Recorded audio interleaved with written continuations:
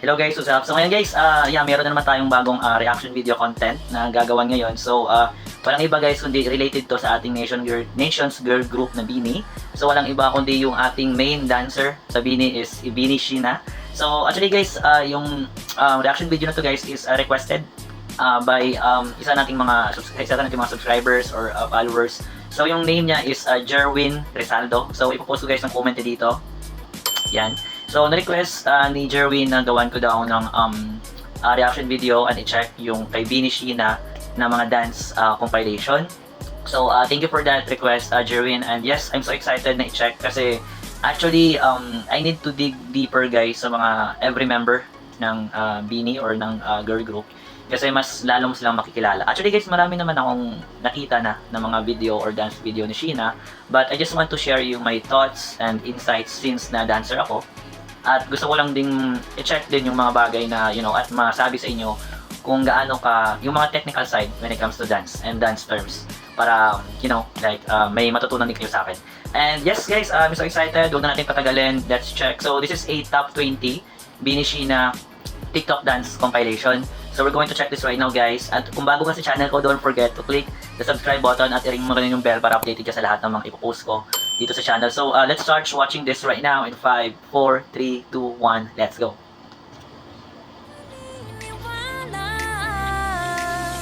May pag-asa nga ba na baka ang puso ko'y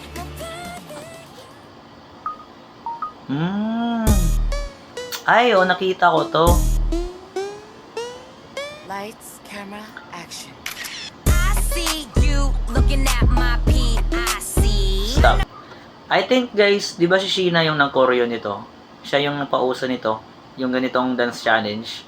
Sa pagkakaalam ko, siya eh. Kasi I think dito mas dumami yung followers niya sa TikTok, tsaka mas naging famous siya sa ganitong dance challenge. Siya yata yung may choreo nito eh. Tama ba ako guys? Just comment down below. Kasi nakita ko lang yung ganitong content din sa TikTok. So, balik tayo in 5, 4, 3, 2.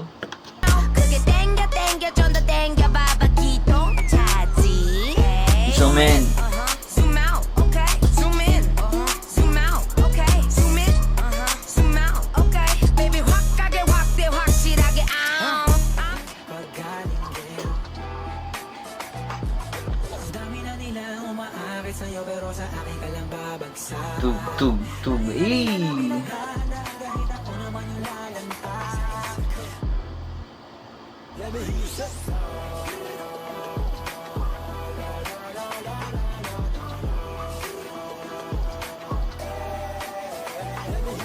Yeah.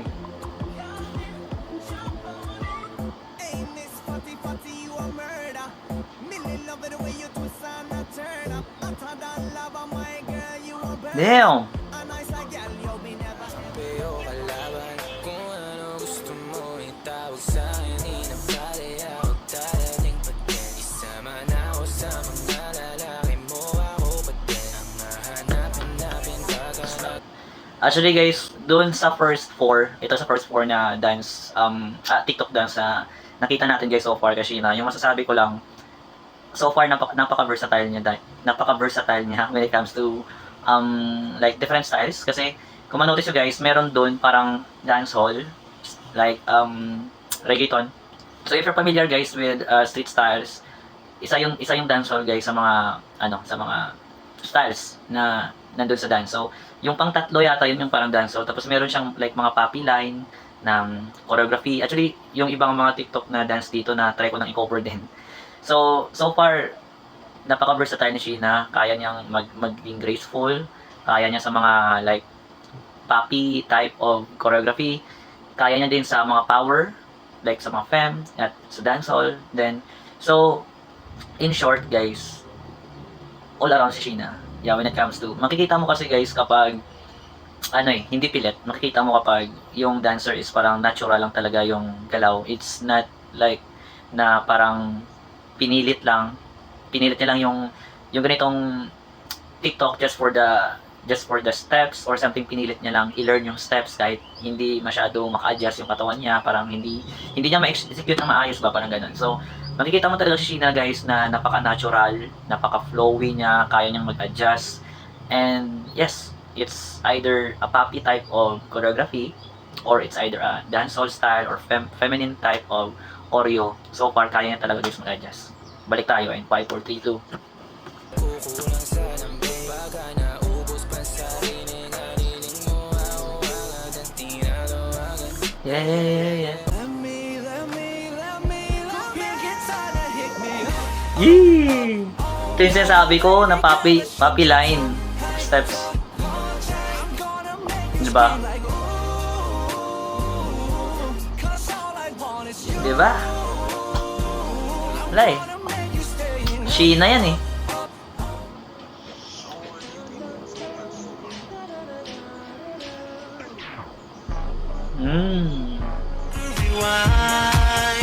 Ito pa.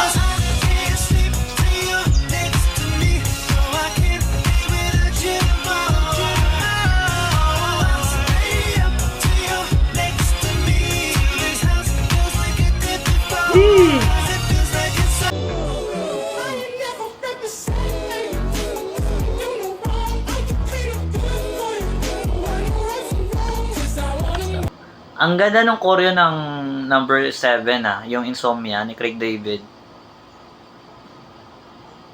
Matry nga yun. Hindi, pero seryoso guys, ang ganda ng choreo. Tsaka ang ganda rin ng pag-execute ni Sheena. So far, kasi guys sa amin, mga ganong style kasi usually yung mga ganong type of choreography yung ginagawa namin eh. It's very technical, upbeat minsan. Actually, karamihan talaga upbeat eh. Tapos yung groovy. So, it's a mix of like choreography, hip-hop, tsaka footwork. Hindi ko naman masasabing house. Pero, parang groovy siya na merong counting footwork lang. Parang ganun. Tapos, choreo. Ang ganda ng execution ni Sheena doon. As in. Ang linis. Balik tayo. 5, 4, 3, 2.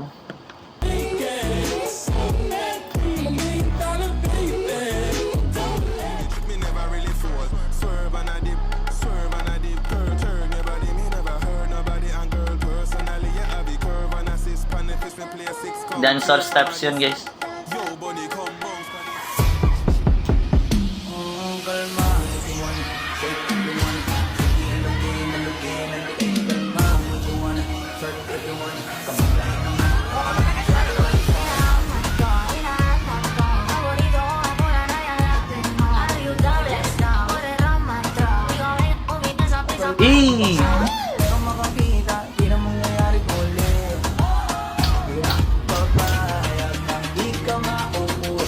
Angas talaga, men.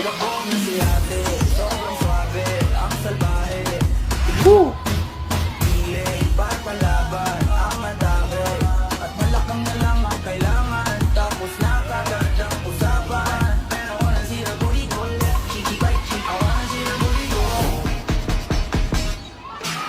Panis.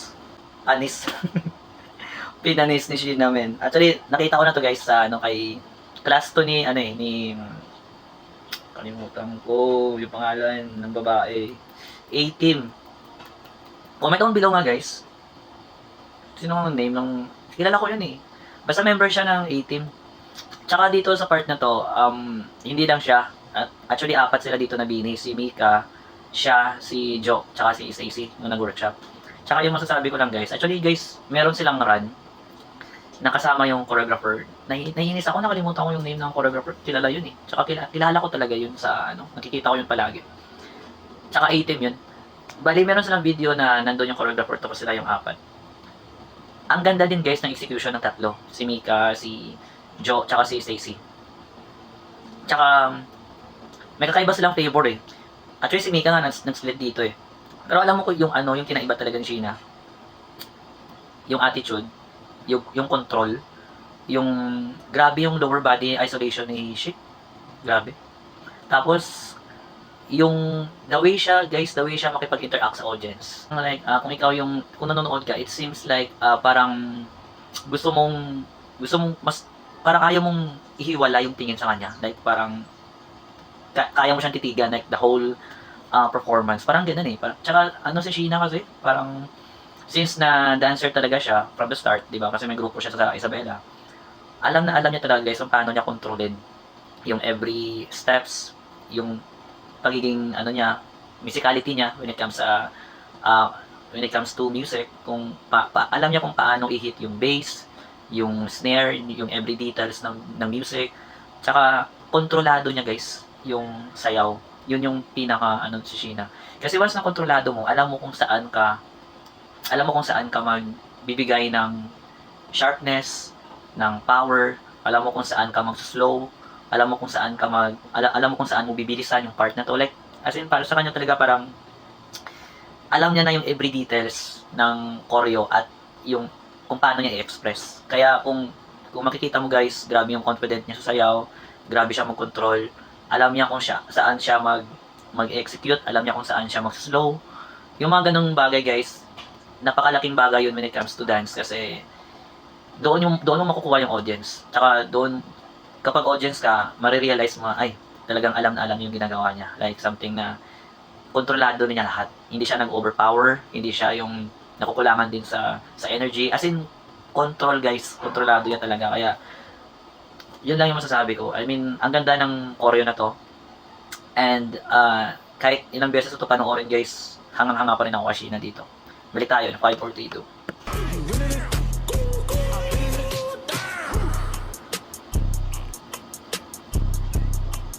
Eh, diba kahit sa mga footwork lang.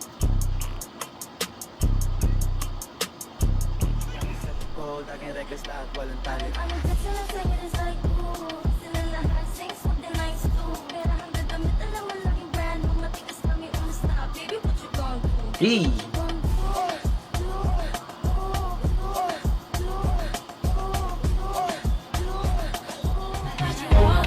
yung interaction ni Sheena sa Baby boy, you stay on my mind. Baby boy, you are so damn fine. Baby boy, won't you be mine? Baby boy, let's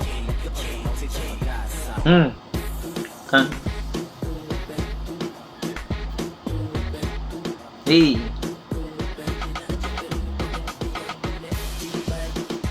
panis.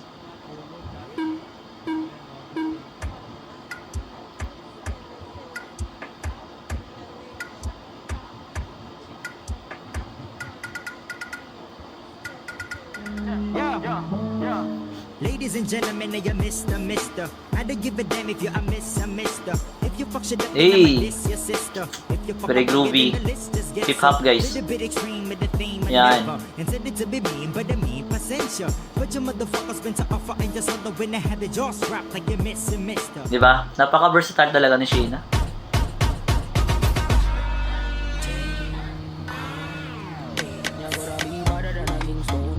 Let's go. Parang matagal na to ah.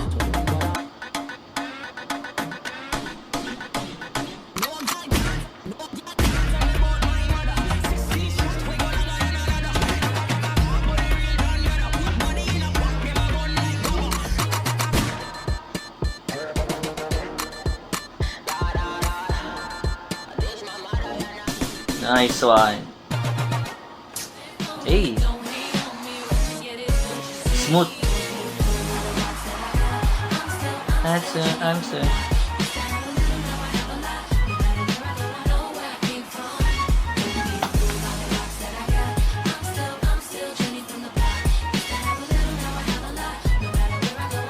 Stand on the shine to be the daily. Scoop, scoop, Si Coach, ano to ah? Reden? scoop. Hindi ah, Coach Reden nga. If you live fast, let us die now. On this up energy, make it move left and right. Damn! Good and Jay, make it move left and right. Mahirap yun ah. It's time, are you ready? Let's go. Run, bulletproof, run, yeah, you gotta run. Run, bulletproof, run, yeah, you gotta run. Run, bulletproof, run, yeah, you gotta run. Run, bulletproof, run. ikaw na shi. Alright guys, so yes, actually guys, that's ano lang yun guys, top 20 yun na mga like Beanie Sheena TikTok dance. And we're just gonna do a quick I'm just gonna share my insights tsaka thoughts dun sa pinanood natin. Actually, meron naman akong mga na-share na guys kanina, but I just want to like to add something kasi yeah, yung isa pa lang i-add ko guys na ano ko na, like naalala ko na kung sino yung choreographer kanina. Si Trisha Martin. Yes, so isa sa mga ano yan, solid na choreographer ng A-Team when it comes to femme and dancehall. Yes. So siya yung nag-choreo ng Lagabog yung kanina guys. So Trisha Martin guys, shout out. I mean, yes. So yes, I just gonna add some insights about kay Sheena. At I think sa mga sinabi ko kanina guys, yun nga, I mean ang galing kasi yung advantage mo sa sayaw, nagamit mo talaga siya from the very first time na meron siyang grupo doon sa Isabela. So since na 'di ba nag-PBB siya, hindi siya nag-stop eh. Kahit nasa loob siya ng bahay ni Kuya, may mga task pa rin. Nakikita ko lang guys sa mga clips na talagang may mga task pa rin na siya yung pinaka-choreo sa mga dance something. Tsaka kung merong mga task si Kuya na related sa dance, talagang si Sheena yung isa sa mga nag-head doon. At syempre, yung pumasok na siya sa Beanie, doon talagang mas hinasa yung pagsasayaw niya at pagkanta na develop din dahil doon. So since na from the very start until today na si Sheena sumasayaw pa rin guys, actually it will just keep on improving. Mas lalo pa yung gagaling si Sheena guys for this sa mga upcoming years. And we're gonna expect, hindi na tayo guys magtataka if nakita natin si Sheena na nagbaballet, nagja-jazz, nag-contemporary, kasi actually guys kaya niya naman talaga. So it just depends sa kanya kung ano yung mga mga genre ng dance na gusto niyang explore. At syempre sa Beanie, sa management, di ba? So yun lang. I mean, actually guys, kung wala si Sheena sa Beanie, I'm seeing Sheena as one of the like dancer sa isang malaking team dito sa PH, or nandun siya sa mga dance competition, sumasali. Kasi si Sheena talaga guys yung type ng dancer na like pang front eh. Yung alam mo yun, like siya yung palaging nasa center. Kahit sa mga dance competition guys, si Sheena talaga yung isa sa mga pinaka-fit sa mga ganyang type of like pag-lead sa grupo.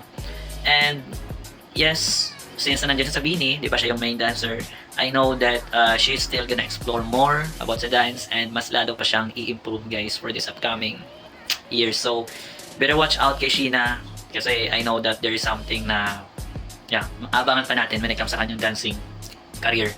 And yes, salamat nga pala guys kay Jerwin Resaldo sa pag-request ng ganitong content. At kayo guys, if you have any kind of recommendation or request or any gusto nyo i-check ko or gawan ko ng reaction video, just feel free to comment down below, and I will read your comments, and also I will check all of that at sabay-sabay natin panoorin dito sa channel. Okay? So I think that's it for me guys, and salamat sa mga nakaabot sa part na to. At kung bago ka sa channel, don't forget to click the subscribe button at i-ring nyo na rin yung bell para updated kayo sa lahat ng mga ipoposto dito sa channel. So yes, I'm out guys. Shish, and see ya on the next. Bye! Let's go.